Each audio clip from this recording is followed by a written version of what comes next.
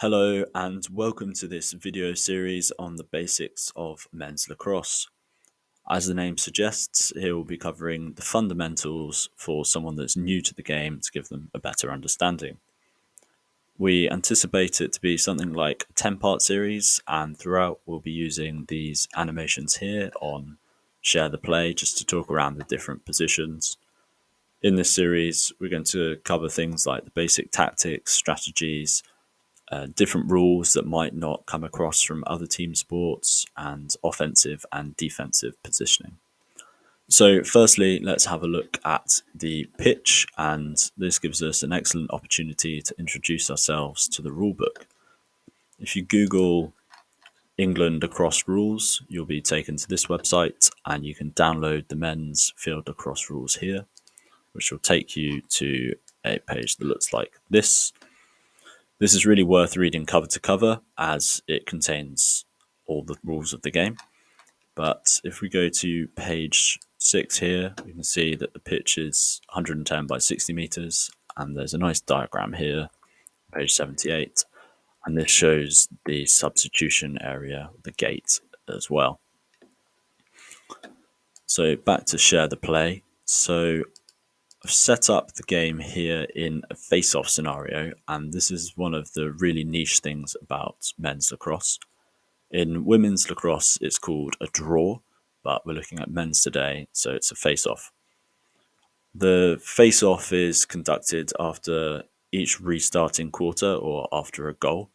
And the thing about a face-off is that your team isn't guaranteed possession at the end of it. So what this means in practicality is that you can play your 4 20-minute quarters of lacrosse and your team will never actually receive the ball if you lose the face-off every single time. There's people in the States that will dedicate their whole career to this one position, so just winning the face-off as it's that critical for a team. And those players would be called a FOGO, so face-off, get-off. So if you hear that term being thrown around, that's what that means. The face-off is also a great opportunity to talk about the restrainers. So in most team sports, you can run where you want, when you want. In lacrosse, depending on what position you play, there's certain lines that you have to respect at certain times. So in this face-off position here, we can see the midfielders respecting their wing restraints. So after the whistle's blown, they'll be free in this sort of central third of the pitch.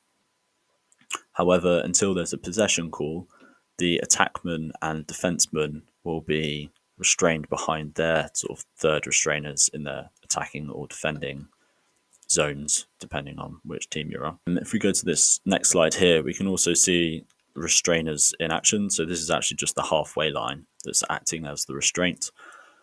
So there's 10 men on a team, which consists of the goalkeeper, 3 defenders, 3 midfielders, and 3 attackmen. So if you go up to 11 men, if someone accidentally comes on, whoops, you're now offside. If someone steps over the halfway, you're also offside. So in this situation here, we've got M3 making a pass to M2. M2 misses it, and the red D1 thinks, okay, I'll just pop over to help it out. The rule is that you're allowed a maximum of 10 men. You're only allowed 6 men in your attacking half and 7 in your defensive.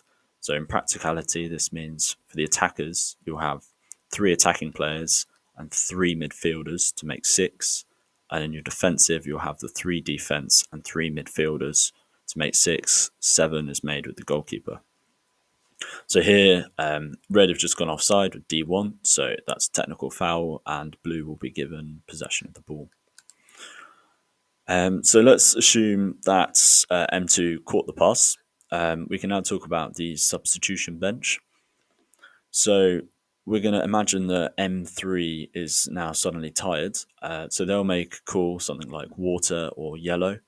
And the thing about the substitution bench in lacrosse is that it's live and rolling. The referee doesn't need to blow the whistle to stop. You can just run off when you're tired. And you'll notice that good teams utilize this to ensure they've always got fresh legs on the pitch. So here, M3 is going to run off, and this Y player is going to hop on. So M3 is coming off beforehand to ensure they don't break the 10-men rule. So, and what I was going to do is come over here. Another different thing about lacrosse is going behind the goal. So M2 is going to pass down to A1, A1 to A2, and A2's, you'll notice, behind the goal. What this means for the keeper is that they have to turn their head and body 180 degrees to respect the attackman to make sure they're not going to run past and score. What this means for the rest of the red team is that the goalkeeper's got their back turned to them, so they can effectively do what they want, and when the goalkeeper turns back around, it's all going to be a surprise. So a lot of plays come from generating movement at X here. So A2 is going to come behind the goal, and what Y and M2 and M1 are going to do is all move to try and confuse the defense. So A3 is going to cut in, M1 is going to pop out and set a pick into the blue M1, which is a whole different topic. We won't cover that just now. And that Y player that got substituted on is going to come screaming past, brushing the shoulder of M1's pick. M1 is going to rotate anti-clockwise to follow his pick, and A2 is going to make that pass to Y. The defense apparently don't intend on moving here. Y is going to take a shot, and that takes us on to another niche rule about shots. So you'd think perhaps like football, it goes off the sides, it's going to be a goal kick, or we're going to have a corner. No. So Y is taking this shot here, and it's gone out the end line. The rule is whichever player is closest to the ball as it goes out of the end line, so closest to the ball, not the end line, receives possession of the ball. So M3 here was closest to the ball as it exits the end line. And what will happen is you'll have a referee that's positioned here to watch to see who won that. So M3 is going to go out of the pitch to get the ball. And when they return, they're going to return the step onto the pitch, then the referee will blow the whistle, and A2 has to give them 5 yards of space before they can play the M3 player. So what's going to happen is M3 is going to try and pass, but A2 is going to sort of snag it, it's going to fall to the floor. And now we're going to talk about touching and kicking the ball. So this is sometimes called a goose, kicking the ball. You are allowed to kick it in lacrosse. So M3 is just going to kick it to home to the keeper. And then the keeper is going to go in their crease. And with the ball in their stick, they've got certain privileges and protections. Now, what they're going to do is they're about to reach into the stick to pick up the ball. And then M3 shouts, "Oh no, remember Rule 48." And Rule 48, this one's scoring, says that the keeper cannot close their hand around the ball. So if we go back to shadow play, so no player can touch or close their hand around the ball. The keeper can use their hand to bat the ball away, but they probably wouldn't do that if they had a stick in their hand. And then any player can kick the ball. Another question that gets asked by beginners is, can I kick the ball into the goal? And if you consult the rules, you'll see that yes, you can. So the game is played by causing the ball to enter the goal, and we can go into the scoring rule 38 and see that it's essentially whoever provided enough force. So these rules are really good because they actually come with certain scenarios. So we can see that it's essentially whoever deflected the ball the most is the goal scorer, gets awarded the goal.